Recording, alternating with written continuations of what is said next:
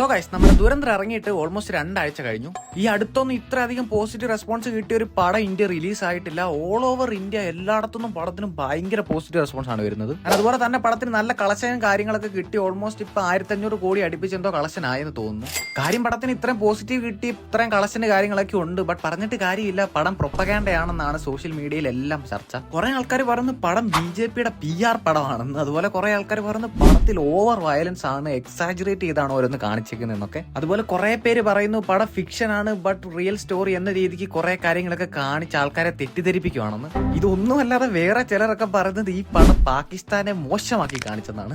എന്തായാലും ഇങ്ങനെ കുറെ കാര്യങ്ങൾ നടക്കുന്നുണ്ട്. സോ നമുക്ക് ദുരന്തർ ഒരു പ്രൊപ്പഗാൻഡ പടമാണോ എന്ന് നോക്കാം. അതുപോലെ തന്നെ ഞാൻ ഇപ്പൊ പറഞ്ഞ കുറച്ച് കാര്യങ്ങളുണ്ടല്ലോ, അതിനെക്കുറിച്ചും കുറച്ച് കാര്യങ്ങൾ സംസാരിക്കാനുണ്ട്. അപ്പൊ എല്ലാവർക്കും വെൽക്കം. സോ ഗൈസ്, ആദ്യം തന്നെ ഒരു കാര്യം പറയാനുണ്ട്. നമ്മുടെ ചാനൽ അങ്ങനെ 5K സബ്സ്ക്രൈബേഴ്സ് ആയിക്കോണ്. So thank you for the support and keep supporting. ഇതുവരെ തന്ന സപ്പോർട്ട് എല്ലാവരും മുന്നോട്ടും തരുമെന്ന് പ്രതീക്ഷിക്കുന്നു. വേറെ കൂടുതൽ കാര്യങ്ങളൊന്നും പറയുന്നില്ല, നമുക്ക് ഡയറക്റ്റ് വീഡിയോയിലോട്ട് വരാം. അപ്പൊ നമ്മുടെ ദുരന്തർ ഫസ്റ്റ് പാർട്ട് ഇറങ്ങിയപ്പോഴേ ഒരുപാട് കോൺട്രവേഴ്സി കാര്യങ്ങളുണ്ടായിരുന്നു. ആ ടൈമിലും കുറെ ആൾക്കാരൊക്കെ പറയുന്നുണ്ടായിരുന്നു പടം ടോട്ടലി BJP സർക്കാരിനെ സപ്പോർട്ട് ചെയ്യുന്ന രീതിയിലാണ് എടുത്തേക്കുന്നതെന്ന്. ഇപ്പത്തെ സെക്കൻഡ് പാർട്ടൊക്കെ വന്നപ്പോഴത്തേക്കും അത് കുറച്ചുകൂടി കൂടിയെന്ന് വേണം പറയാൻ. ലൈക്ക് ആ ടൈമിൽ വന്നതിനേക്കാൾ ഇരട്ടിച്ചു എന്ന് വേണം സത്യത്തിൽ പറഞ്ഞത്. അതായത് ഇപ്പൊ ആൾക്കാരൊക്കെ പറയുന്നത് ദുരന്തർ എന്ന് പറയുന്നത് BJP ഇറക്കിയ ആടാണെന്നാണ്. സോ അപ്പൊ നമ്മൾ ഈ ഒരു കാര്യത്തെക്കുറിച്ച് നോക്കുകയാണെങ്കിൽ ആക്ച്വലി പടം അത്യാവശ്യം നല്ല രീതിക്ക് തന്നെ BJP ഗവൺമെന്റിനെ ഗ്ലോറിഫൈ ചെയ്താണ് കാണിക്കുന്നത്. ലൈക്ക് അതിപ്പോ ഫസ്റ്റ് പാർട്ടിലായിക്കോട്ടെ സെക്കൻഡ് പാർട്ടിലായിക്കോട്ടെ. അതായത് ഇപ്പൊ നമ്മൾ ഫസ്റ്റ് പാർട്ടിലെ കാര്യം നോക്കുകയാണെങ്കിൽ നമ്മുടെ അജയ് സന്യാൽ എന്ന് പറയുന്ന മാധവന്റെ ക്യാരക്ടർ പറഞ്ഞു വെക്കുന്ന ഒരു നെറേറ്റീവ് ഉണ്ട്. ലൈക്ക് നമ്മുടെ മറ്റ് ഗവൺമെന്റ് ഒക്കെ അഴിമതിക്കാരാണ്, അതേസമയം BJP ഗവൺമെന്റ് മാത്രമാണ് നമ്മുടെ രാജ്യത്തിന്റെ സുരക്ഷയ്ക്ക് വേണ്ടി എന്തെങ്കിലുമൊക്കെ ചെയ്യുന്നതെന്നുള്ളത്. സോ ഇപ്പൊ നമ്മൾ നോക്കുകയാണെങ്കിൽ നമ്മുടെ BJP ഗവൺമെന്റിന് നമ്മുടെ കറന്റ് ഇന്ത്യയിലുള്ള ഡിഫൻസ് സിസ്റ്റത്തിലുള്ള കോൺട്രിബ്യൂഷൻ എന്ന് പറയുന്നത് വളരെ വലുതാണ്. അതൊരു സത്യമായിട്ടുള്ള കാര്യമാണ്. പക്ഷേ മറ്റ് ഗവൺമെന്റ് ഒന്നും ചെയ്തില്ല, അവരൊക്കെ അഴിമതിക്കാരാണ്. ബട്ട് BJP മാത്രം എന്തെങ്കിലും ചെയ്യൂ എന്ന് പറയുന്ന ഒരു kind of one sided politics ആണ്. അതുപോലെ തന്നെ ഇപ്പൊ സെക്കൻഡ് പാർട്ടിലെ കാര്യം നമ്മൾ നോക്കുകയാണെങ്കിൽ ഏറ്റവും കൂടുതൽ ആൾക്കാർ സംസാരിക്കുന്നതാണ് നമ്മുടെ നോട്ട് നിരോധനത്തിനെ പറ്റി. നമ്മൾ റിയൽ ലൈഫിലെ കാര്യം നോക്കുകയാണെങ്കിൽ നോട്ട് നിരോധനം കൊണ്ട് ഒരുപാട് പ്രശ്നങ്ങൾ കാര്യങ്ങളൊക്കെ ഉണ്ടായിരുന്നു. ഒരു ഗുണം ഉണ്ടായെന്ന് വെച്ച് കഴിഞ്ഞാൽ UPI പേയ്മെന്റ് കാര്യങ്ങളൊക്കെ വന്നെന്നുള്ളതാണ്. അതുപോലെ തന്നെ നമ്മുടെ BJP ഗവൺമെന്റിനെ എപ്പോഴും ക്രിട്ടിസൈസ് ചെയ്യുന്ന ഒരു സംഭവമാണ് ഈ നോട്ട് നിരോധനം എന്ന് പറയുന്നത്. അപ്പൊ അങ്ങനെ ഒരു ഇഷ്യൂവിനെ സിനിമയിൽ കാണിച്ചിട്ടുണ്ട്. അതിന് അവരൊരു റീസണും കൂടെ കൊടുത്തിട്ടുണ്ട്. പടത്തിൽ കാണിക്കുന്നത് പാകിസ്ഥാനിൽ നിന്ന് ഇന്ത്യയിലേക്ക് 60,000 കോടിയുടെ കള്ളനോട്ട് വരാൻ വേണ്ടിയിരുന്നു. അപ്പൊ അതിനെക്കുറിച്ചുള്ള ഇൻഫർമേഷൻ കിട്ടിയിട്ടാണ് നമ്മുടെ നോട്ട് നിരോധിച്ചതെന്നുള്ളത്.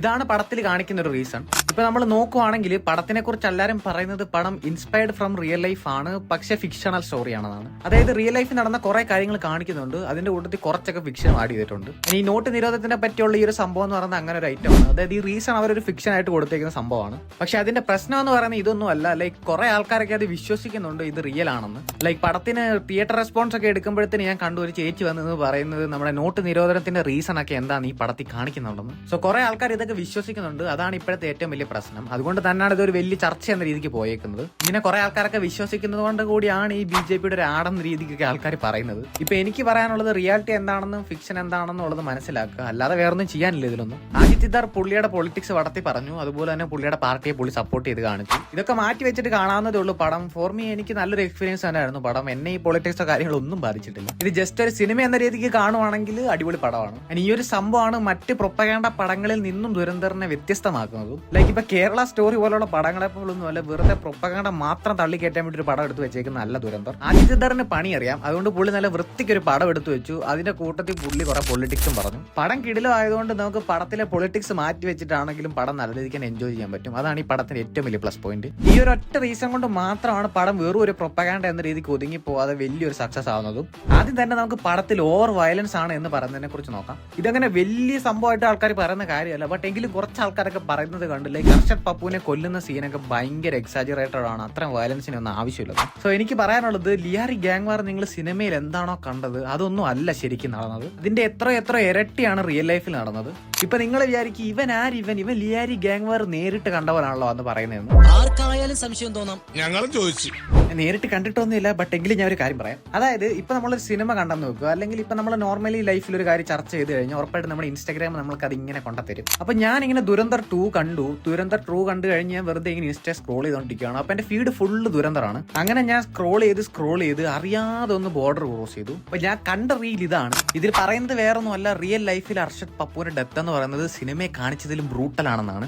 ഇത് കണ്ടപ്പോൾ ഈ റീൽ ഫേക്ക് ആണെന്ന് അറിയാൻ വേണ്ടി ഞാൻ അക്കൗണ്ട് എടുത്ത് നോക്കി. അക്കൗണ്ട് ബേസ്ഡ് ഇൻ പാകിസ്ഥാൻ ആണ്. അതുപോലെ തന്നെ ആ അക്കൗണ്ടിലെ കണ്ടന്റ്സ് ഒക്കെ അതുപോലത്തെയാണ്. അങ്ങനെ സംഭവം റിയൽ ആണെന്ന് ഉറപ്പ് വരുത്തിയിട്ട് ഞാൻ വെറുതെ ഒന്ന് കമന്റ്സ് എടുത്ത് നോക്കി. വേറെ ഒന്നിനും വേണ്ടിയിട്ടല്ല, കമന്റ്സിൽ ഉറപ്പായിട്ടും ഇതിന്റെ എക്സ്പ്ലനേഷൻ കാര്യങ്ങളൊക്കെ കാണും. അതുകൊണ്ട് തന്നെ അപ്പൊ ഞാൻ കണ്ട കുറച്ച് കമന്റ്സ് ഉണ്ട്, കുറെ കമന്റ്സ് കാര്യങ്ങളുണ്ട്, കുറെ രീതിയിൽ ഇതിനെ കുറിച്ച് പറയുന്നത്, പല പല കാര്യങ്ങൾ നടന്നതാണ് ഇതാണെന്നൊക്കെ പറയുന്നത്. അപ്പൊ ഞാൻ അതിൽ നിന്ന് രണ്ട് കമന്റ്സ് എടുത്ത് നിങ്ങളെ കാണിക്കാം. ഇത് ഞാൻ വായിക്കാനൊന്നും പോകുന്നില്ല, താല്പര്യമുള്ളത് ജസ്റ്റ് ഒന്ന് വീഡിയോ പോസ്റ്റ് ചെയ്തിട്ടൊന്ന് വായിച്ച് നോക്കുക. വായിച്ചിട്ട് നിങ്ങൾ പറയുക സിനിമയെ കാണിച്ചിരിക്കുന്ന എക്സാജറേറ്റ് ചെയ്തിട്ടാണോ എന്നുള്ളത്. ഈ കമന്റ്സിൽ തന്നെ ഒരാൾ ചോദിക്കുന്നുണ്ട് ദുരന്തറിൽ കാണിക്കുന്നത് എത്രത്തോളം റിയാലിറ്റി ആയിട്ട് ക്ലോസ് ആണെന്ന്. ആ കമന്റിന് ഒരാൾ റിപ്ലൈ കൊടുത്തേക്കുന്നതാണ് റിയൽ ലൈഫിൽ സിനിമയെ കാണിച്ചതിനേക്കാൾ ബ്രൂട്ടലായിരുന്നു, പക്ഷേ സിനിമയിൽ അവർ കുറച്ച് ഡ്രാമ ആഡ് ചെയ്തിട്ടുണ്ടെന്ന്. സോ അതുകൊണ്ട് തന്നെ പടത്തിൽ കാണിച്ചേക്കുന്ന എക്സാജറേറ്റ് ചെയ്താണെന്നൊന്നും ഒരിക്കലും പറയാൻ പറ്റത്തില്ല. കാരണം റിയൽ ലൈഫിൽ നടന്നേക്കുന്നതൊക്കെ ഇതിന്റെ അപ്പുറത്തെ കാര്യങ്ങളാണ്. അതുപോലെ തന്നെ പടത്തിൽ കാണിച്ചിരിക്കുന്ന ഒരുപാട് കാര്യങ്ങൾ റിയൽ ലൈഫിൽ എന്താണോ നടന്നത് അത് അതുപോലെ തന്നെ കാണിച്ചിട്ടുണ്ട്. ലൈക്ക് റിയൽ വീഡിയോയും സിനിമയെ കാണിച്ചേക്കുന്ന ഫൂട്ടേജൂടെ കാണുമ്പോൾ നിങ്ങൾക്ക് മനസ്സിലാവും. ഇപ്പൊ ഒരു എക്സാമ്പിൾ പറയുകയാണെങ്കിൽ ഓപ്പറേഷൻ ലിയാരിയുടെ സീക്വൻസ് ഞാൻ അതിലെ റിയൽ ലൈഫ് വീഡിയോ ഇവിടെ കാണിക്കാം. അപ്പൊ നിങ്ങൾക്ക് മനസ്സിലാവും സിനിമയിലുള്ളത് എത്രത്തോളം ആക്യുറേറ്റ് ആണെന്നുള്ളത്.